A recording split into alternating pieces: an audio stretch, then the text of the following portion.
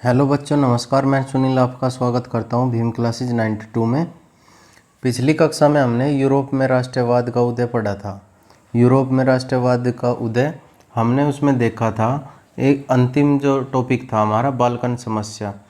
Balkan समस्या क्या थी? बाल्कन भौगोलिक एवं नरजातीय रूप में विभिन्नताओं का एक क्षेत्र था जिससे आधुनिक रोमानिया, बल्गारिया, अल्बेनिया, ग्रीस, मकदूनिया, क्रोएशिया, स्लोवानिया, सर्बिया आदि शामिल थे उसमें।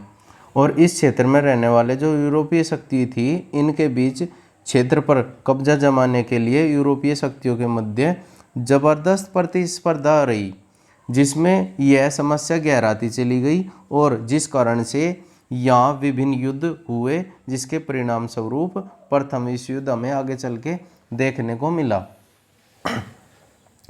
अब देख लेते हैं भारत में राष्ट्रवाद का उदय कैसे हुआ। यूरोप में तो हमने देख लिया, भारत में देखते हैं।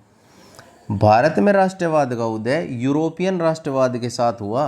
राष्ट्रवाद एकता की भावना जो ऐतिहासिक, धार्मिक, सांस्कृतिक आधारित होती है। इस भावना से जो प्रेरणा लेता है, जो जरूरी अपनी एक अलग पहचान बनाता है। भारत में राष्ट्रवाद हमें बहुत सारी बातों के बारे में पता चलता है, जैसे प्रथम विश्व युद्ध, सत्याग्रह का विचार, रोलट एक्ट, असहयोग आंदोलन।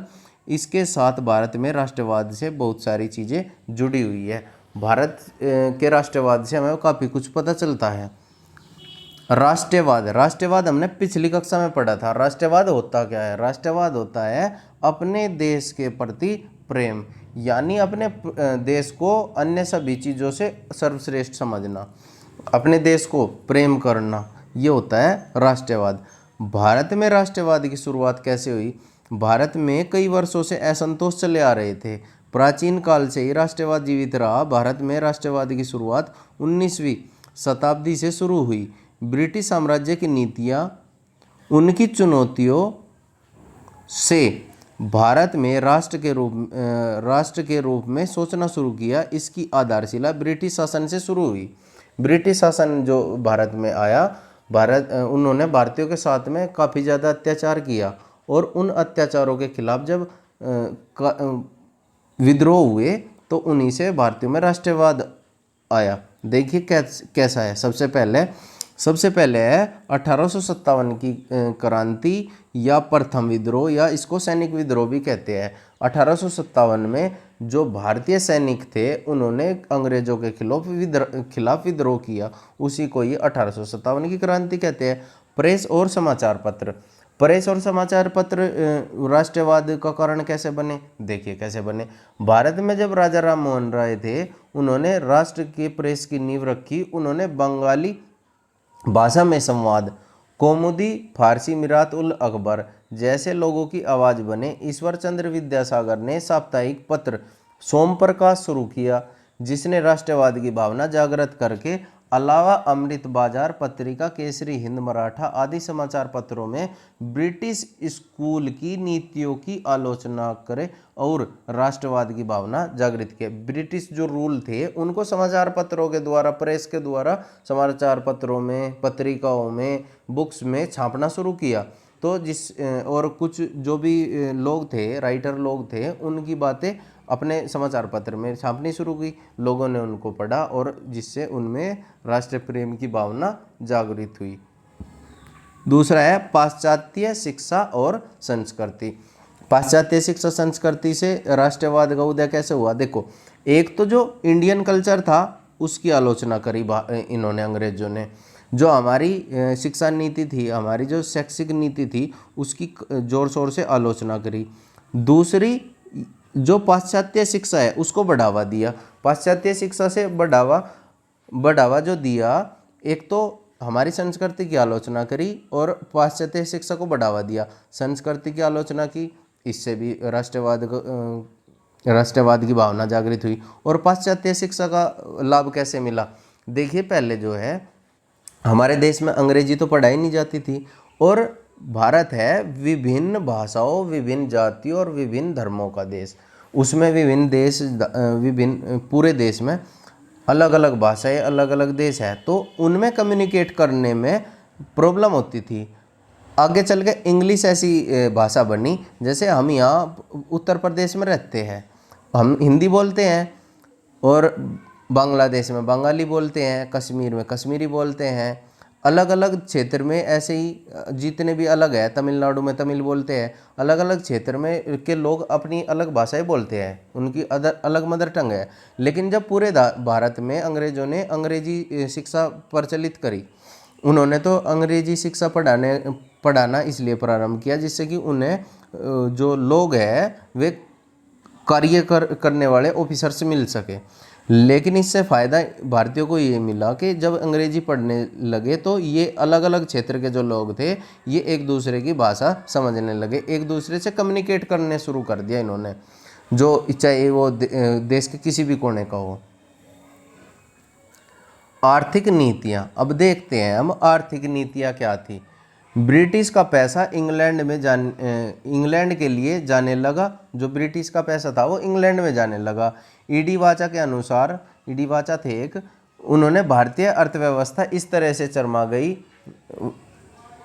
के अनुसार भारतीय व्यवस्था इस तरीके से चरमरा गई कि 4 करोड़ भारतीय दिन में एक बार खाना खाकर संतुष्ट होते थे। दादा भाई नौरोजी ने धन का निष्कासन किस सिद्धांत को समझा कर लोगों को अंग्रेजी हुकूमत के द्वारा शोषण के बारे में जागरूक किया। यानी 5 करोड़ लगभग एक समय भोजन खाते थे, एक समय ही भोजन मिलता था उन्हें और उसी में संतुष्टि करनी थी। इतनी आर्थिक कमियां थी भारत के अंदर। देख लीजिए इल्बर्ट बिल क्या था? 1883 के अनुसार अंग्रेजों के ऊपर मुकदमे की सुनवाई का अधिकार भारतीयों से छीन लिया गया। इसमें हो रहे भेदभाव से भारतीयों में राष्ट्रवाद की भावना जागृत हुई। अब ये क्या था इल्बर्ट बिल? इल्बर्ट बिल ऐसा था, अगर किसी अंग्रेज ने भारतीय पर कोई भी कानून, कोई भी अत्याचार कर दिया तो उस अंग्रेज के खिलाफ भारतीय कोई भी मुकदमा नहीं कर सकता, कोई भी कार्रवाई नहीं कर सकता था। सरकार की गलत नीतियाँ, सरकार की गलत नीति कैसी थी? लॉर्ड रिपिन ने अपने शासनकाल में अंग्रेजी शासन के प्रति असंतोष की लहर पैदा हो गई। 1887 में दिल्ली दरबार में उस समय लगाया गया जब दक्षिण भारत में अकाल पड़ा हुआ था। दक्षिण भारत में, ये है साउथ वाला हिस्सा दक्षिण भारत में अकाल और भुखमरी चली हुई थी, तब ये दरबार लगा रहे थे। 1887 में लगाया इन्होंने ये दरबार। 1887 में युद्ध का कारण क्या हुआ देख लेते हैं। 1919 में राष्ट्र संघ स्थापित की गई जिसका उद्देश्य विश्व भर में शांति स्थापित करना था। यह संगठन सभी देशों को अपना सदस्य बनाना चाहता था जिसमें उनके बीच चल रहे विवाद सुलझाए जा सके। लेकिन ऐसा करने में असफल रहा क्योंकि जो राष्ट्र संघ है वो ऐसा करने में असफल रहा क्योंकि सभी देश इसमें शामिल नहीं होना चाहते थे। सबको डर रहता है पता नहीं कौन से नियम है, ऐसे नियम ना बन जाए कि उससे जाकर आगे हमें कोई प्रॉब्लम हो। इसके अलावा इटली और जापान मंचूरियन क्षेत्र पर आक्रमण जैसे अन्य आक्रमण को रोकने के लिए अपनी सेना नहीं थी। न तो जापान के पास थी और न ही इटली के पास थी, इनके पास अपनी सेना नहीं थी। इस युद्ध का कारण ऑस्ट्रिया के राजकुमार फर्डिनैंड की हत्या हुई थी, जिसके बाद साइबेरिया के विरुद्ध युद्ध की घोषणा कर दी गई। जिस समय यह युद्ध शुरू हुआ उस समय भारत अंग्रेजी शासन के अधीन था। अब जो युद्ध शुरू हुआ था स्टार्टिंग में सन 1914 में जो युद्ध हुआ था प्रथम विश्व युद्ध, और 1919 की ये बात हो रही। 1919 में जब राष्ट्र संघ के निर्माण करने की बात हुई तो उस समय तो भारत अंग्रेजों का अधीन था। क्यों था अधीन? क्योंकि 1947 में तो भारत को आज़ादी मिली, उस समय तो वही था। भारतीय सैनिक पूरे विश्व में अलग अलग जगह लड़ाई लड़ रहे थे। किसकी तरफ से? अंग्रेजों की तरफ से। अपनी कोई लड़ाई नहीं थी उनकी। साथ ही इस विश्व में युद्ध के खत्म होने के बाद भारत में अंग्रेजी शासन के प्रति असंतोष साफ दिखाई देने लगा। प्रथम विश्व युद्ध 1919। प्रथम विश्व युद्ध वैसे 1914 से लेकर 1918 तक तो चला, लेकिन पूर्ण रूप से 1919 में वर्साई की संधि के साथ में ही समाप्त हुआ था। ठीक है। भारत में कभी पहले विश्व युद्ध में आंतरिक रूप से भाग नहीं लिया। उसने पहले प्रथम विश्व युद्ध में कभी नहीं भाग लिया पूर्ण रूप से, मतलब डायरेक्टली। भारत का को विश्व युद्ध के समय अलग अलग समस्याओं का सामना करना पड़ा। कौन कौन सी समस्याएं थे भारत के सामने उस युद्ध के समय? इसमें एक तरह की राजनीतिक और आर्थिक समस्या पैदा हो गई। अंग्रेजों के रक्षा बजट को बढ़ाने के लिए युद्ध के दौरान टैक्स बढ़ाए गए, इनकम टैक्स और कस्टम ड्यूटी को बढ़ाया गया ताकि रेवेन्यू इकट्ठा किया जा सके, क्योंकि अंग्रेज जो लोग थे वे प्रथम विश्व युद्ध में भाग ले रहे थे और हम उनके अधीन थे, तो उन्होंने हमारे ऊपर डबल टैक्स लगा दिया था। बिल्कुल जैसे कोई आज चीज़ है 1 रुपये की तो कल को 2 रुपये होगी थी, जो 100 रुपये की है वो 200 रुपये की, बिल्कुल डबल हो गया था सब कुछ। 1913 से 18 तक के बीच लोगों को सेना में जबरन भर्ती किया गया, जैसे नेपोलियन बोनापार्ट ने किया था। अब इन्होंने भी यही काम किया। 1913 से लेकर 18 तक लोगों को जबरन भर्ती करना शुरू कर दिया अपनी सेना में, क्योंकि इन्हें पता था कि अगर युद्ध के दौरान कोई भी शहीद होगा तो वो भारतीय हो जाएगा। भारतीयों की जीवन का कोई मूल्य नहीं था इनकी नज़रों में। 1918 से 1920 में बहुत सारी फसलें खराब हो गई। 1921 की जनगणना के अनुसार महामारी के कारण 120 से 130 लाख लोग मारे गए। ये महामारी आई थी उस समय पे। 1921 की जनगणना में पता चला था फ्लू नाम की महामारी आई थी, फ्लू नाम की महामारी आई थी जिसमें 120 से 130 लाख लोग मारे गए थे। अब आगे देखते हैं सत्याग्रह। सत्याग्रह के निर्माता जो भी थे ये थे महात्मा गांधी जी। 1915 में भारत लौटे। ये इससे पहले साउथ अफ्रीका में रहते थे। साउथ अफ्रीका में भारत को एक नया नेता मिला। साउथ अफ्रीका में इन्होंने नस्ल भेद और रंग भेद के खिलाफ आंदोलन किए। इन्होंने वहाँ पे अहिंसा का रास्ता और सत्याग्रह के आंदोलन किए और वहीं से ही प्रेरित होकर उन्होंने भारत में भी सत्याग्रह आंदोलन चलाया। गांधी जी ने जन आंदोलन का एक अनोखा तरीका अपनाया जिसे सत्याग्रह से जाना जाता था। गांधी जी का मानना था कि अपनी लड़ाई अहिंसा से भी जीती जा सकती है। यानी इनका मानना था कि सत्याग्रह से, सत्य के द्वारा हम अहिंसा से, यानी बिना किसी हिंसा करे, बिना लड़ाई झगड़े डंडे बंदूक गोली के भी हम अहिंसा के द्वारा लड़ाई जीत सकते हैं, ऐसा गांधी जी का मानना था। गांधी जी ने बिहार के चंपारण जिले में 1916 गुजरात एक मिनट गांधी जी ने जन आंदोलन ये रह गया। गांधी जी ने बिहार के चंपारण जिले में 1916 में और गुजरात के खेड़ा में 1917, अहमदाबाद के मिल मजदूरों के लिए आंदोलन 1919 में किया। इससे बाद में रोलेट एक्ट। रोलेट एक्ट देखिए क्या था। इस अधिनियम में सरकार को राजनीतिक गतिविधियों का पर लगाम और राजनीतिक कैदियों को बिना मुकदमे चलाए बंद करने का आदेश आया। रोलेट एक्ट जब आया 1919 में, ये ऐसा एक्ट था कि जो राजनीतिक कैदी थे उनको बिना मुकदमा चलाए बंद कर सकती थी, बिना वारंट के। कोई वारंट दिखाने की ज़रूरत ही नहीं पुलिस वालों को, अंग्रेजी पुलिस वालों को कोई भी वारंट, कोई भी मुकदमा चलाने की ज़रूरत नहीं। बस जहाँ भी शक के आधार पर शक हुआ पकड़ लिया और जेल में बंद कर दिया। रोलेट एक्ट के खिलाफ महात्मा गांधी ने 6 अप्रैल को एक आंदोलन की शुरुआत की। गांधी जी ने हड़ताल का आह्वान किया। विभिन्न शहरों में इसे समर्थन मिला। गांधी जी ने हड़ताल का आह्वान किया किसके खिलाफ? रोलेट एक्ट के खिलाफ। रोलेट एक्ट क्या था वो मैंने बता ही दिया। और जब हड़ताल का आह्वान किया तो इन्हें कई शहरों में समर्थन भी मिला। समर्थन के दौरान कई दुकानें बंद की गई, लाखों मजदूर हड़ताल पर चले गए। इस आंदोलन के खिलाफ बड़े कड़े निर्णय लिए गए। कई नेताओं को बंदी बना लिया गया और महात्मा गांधी को दिल्ली आने से रोक लगा दिया गया। ये सबसे दुखद घटना रही जलियांवाला बाग हत्याकांड। जलियांवाला बाग हत्याकांड अमृतसर, ये पंजाब के अंदर है। इसमें क्या था, एक जलियांवाला बाग है जिसमें मान लीजिए ये बाग है, इसमें जो लोग थे और उनकी इस बाग में जितने भी एंट्री गेट थे जिनसे प्रवेश हुआ जा सकता था या निकला जा सकता था, उस पर जनरल डायर ने अपने सैनिकों के साथ वहाँ पहुँचकर जो जितने भी रास्ते थे, ये वाले रास्ते ये सारे बंद कर दिए। बंद करने के बाद में इनसे अपनी सेनाओं को लेकर अंदर घुसा और जो बाग में बैठे हुए थे, जलियांवाला बाग में बहुत सारे लोग बैठे हुए थे जो शांतिपूर्वक अपना बैठक कर रहे थे, अपनी बात कर रहे थे आंदोलन के बारे में।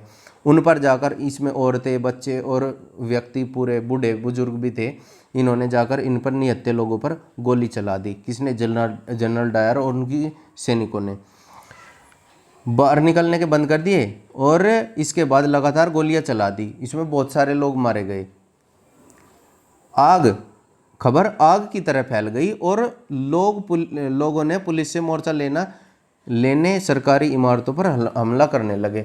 जब जलियांवाला बाग हत्याकांड के बारे में लोगों को पता चला तो लोगों में इतना रोष फैल गया कि उन्होंने पुलिस से मोर्चा लेने के लिए सरकारी इमारतों पर हमला करना शुरू कर दिया। इससे आगे है खिलाफत आंदोलन। खिलाफत आंदोलन क्या है? खिलाफत आंदोलन के जरिए महात्मा गांधी हिंदू और मुसलमानों को एक साथ लाना चाहते थे। अब प्रथम विश्व युद्ध के बाद में, प्रथम विश्व युद्ध में एक देश है टर्की, जिसे तुर्की भी कहते हैं। तुर्की प्रथम विश्व युद्ध में हार गया। जब हार गया तो यहाँ पे जो शासन करने वाले थे उन्हें कहते थे खलीफा।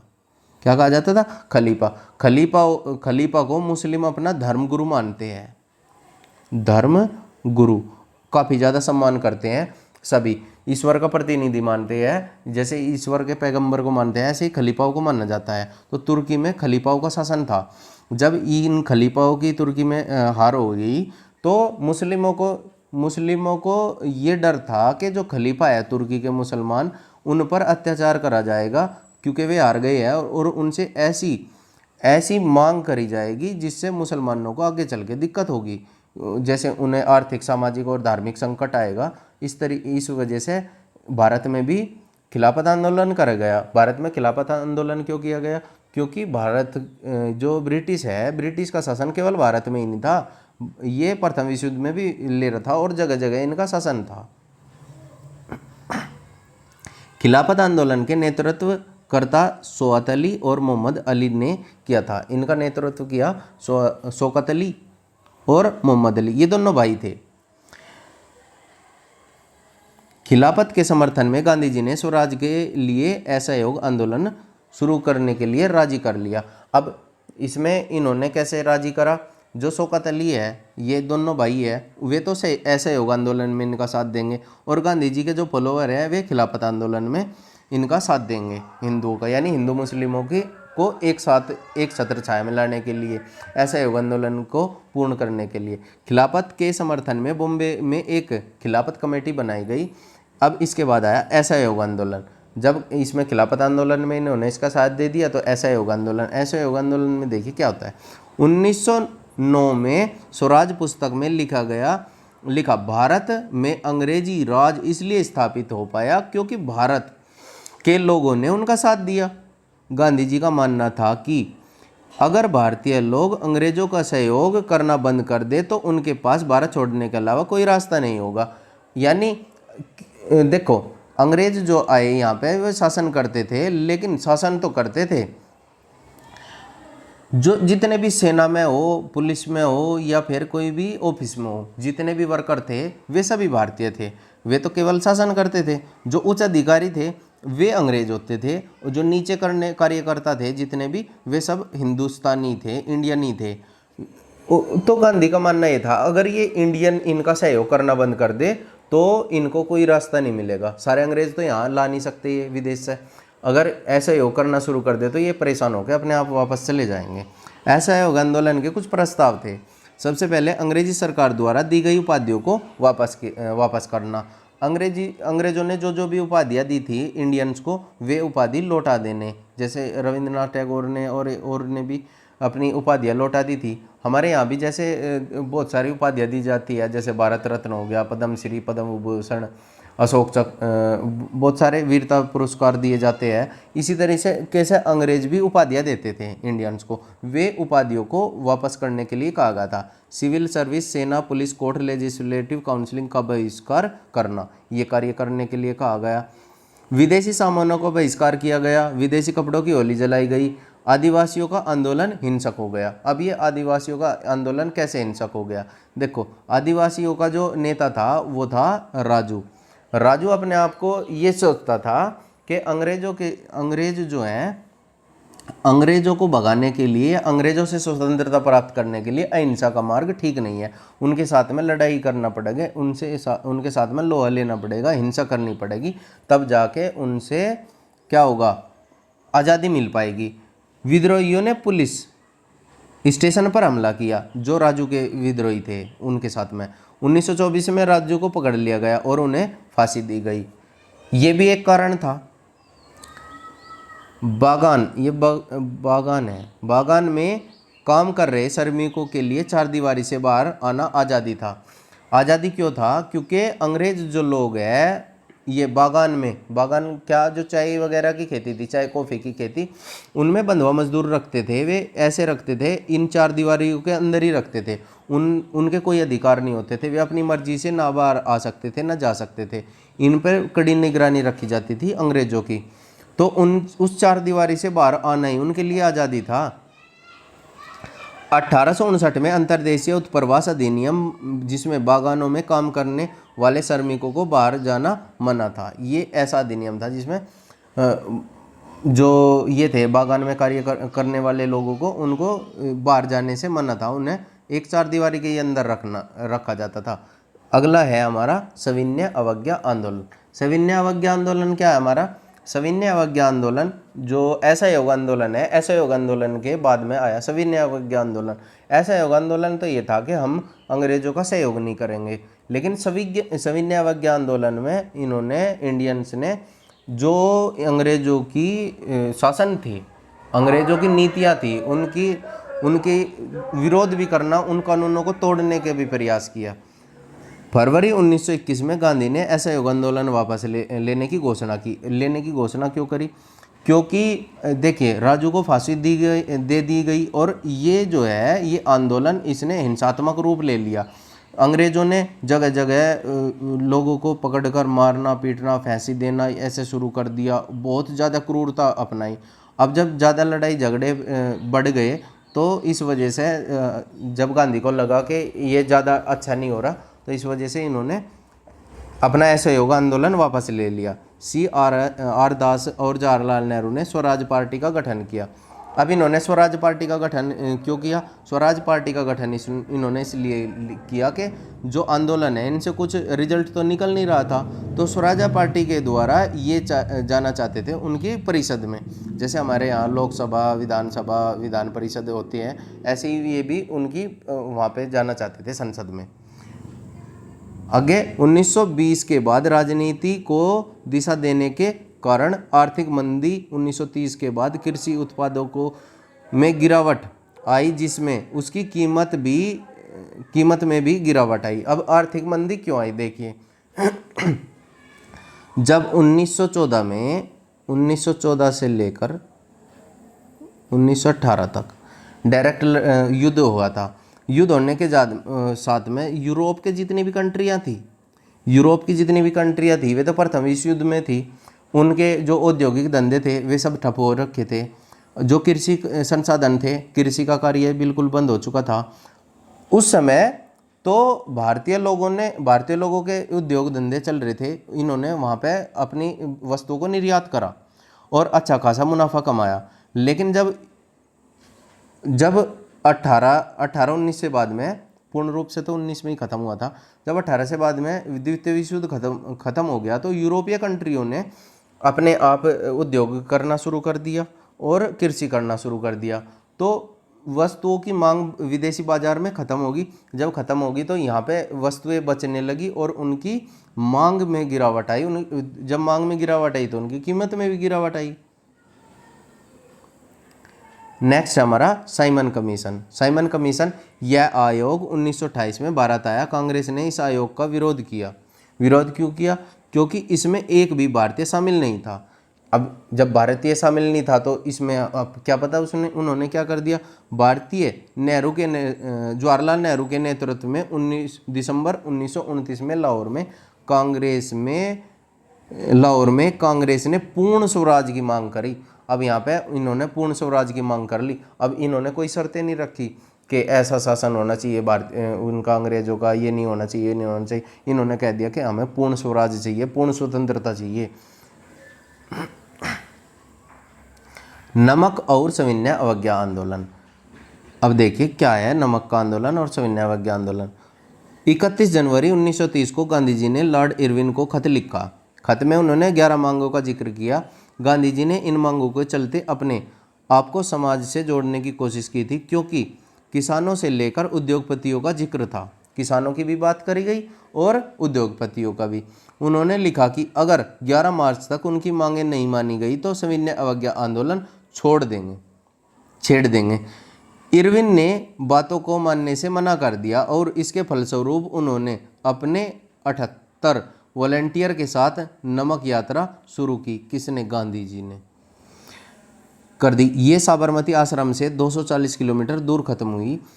24 दिनों तक हर रोज 10 किलोमीटर पद यात्रा की गई। 6 अप्रैल को नमक का पानी उबालकर उससे नमक बनाया गया, जो कानून का उल्लंघन था।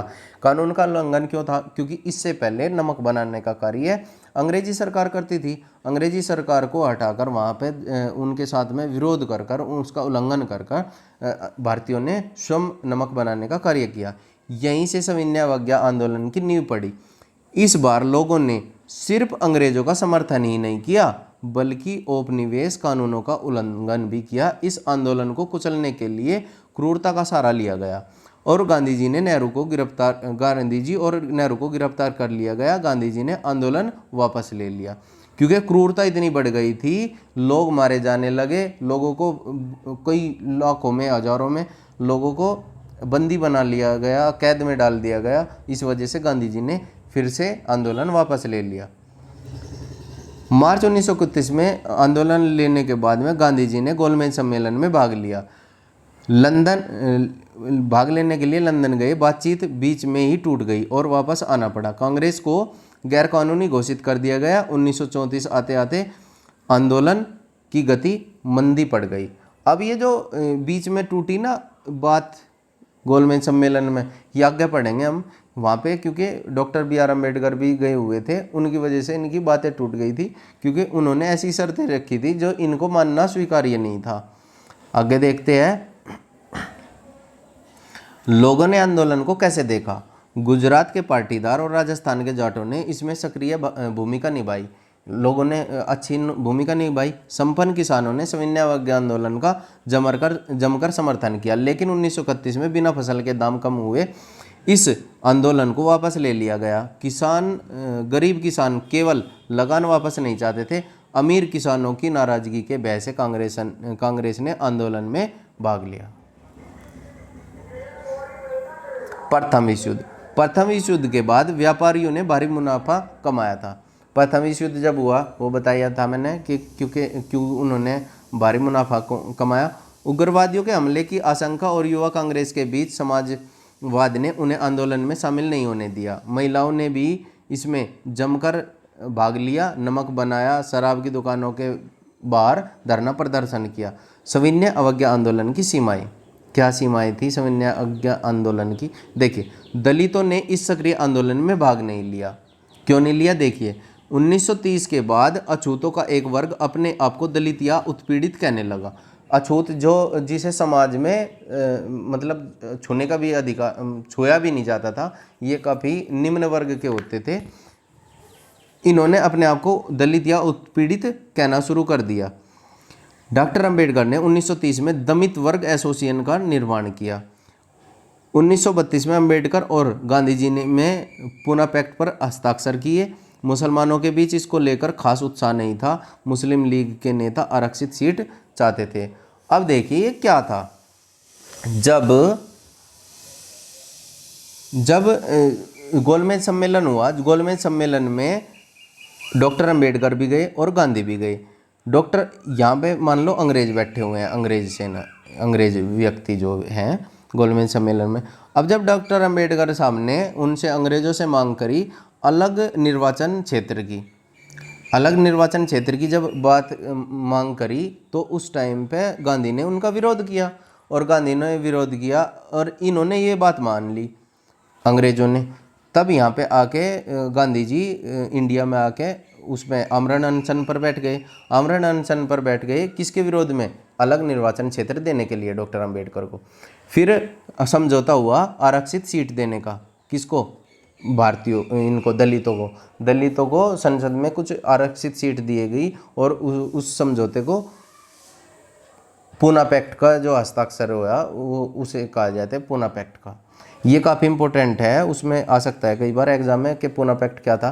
पूना पैक्ट यही था कि जो महात्मा डॉक्टर बी आर अम्बेडकर है, डॉक्टर बी आर अम्बेडकर ने अलग निर्वाचन क्षेत्र की मांग करी थी और जिसका विरोध किया था गांधी जी ने, और उसके विरोध में आमरण अनशन के लिए बैठ गए थे। फिर बाद में चल के डॉक्टर अम्बेडकर ने गांधी की बात मान ली और गांधी की बात मानकर पूना पैक्ट समझौता हुआ, उस पर हस्ताक्षर किए गए। हस्ताक्षर में दलितों को आरक्षण देने की बात की गई।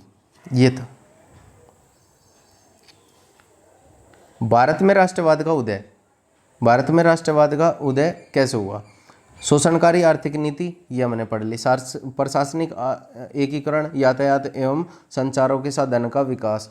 यातायात के साधनों का विकास हुआ, संचारों के साधनों का विकास हुआ, जिससे कि जो संचार है, जो अपनी बातें हैं अच्छे से फैलने लगी। प्रेस पत्रों के द्वारा, पत्रिकाओं के द्वारा संचार के माध्यम अधिक हुए। यातायात के साधन अच्छे हुए, रेल ट्रेन वगैरह चलने लगी, बस वगैरह चलने लगी, जो भी कुछ साधन थे यातायात के वे विकसित हुए।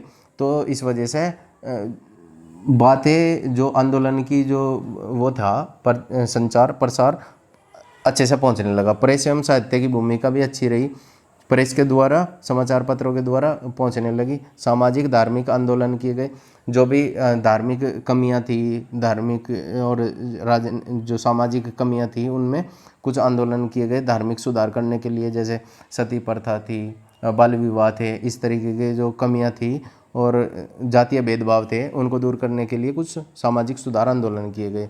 लॉर्ड लिटिन की नीति, एल्बर्ट विवाद हम पढ़ चुके हैं। विभिन्न संस्थाओं की स्थापना की गई, जैसे राजा राम मोहन राय के द्वारा और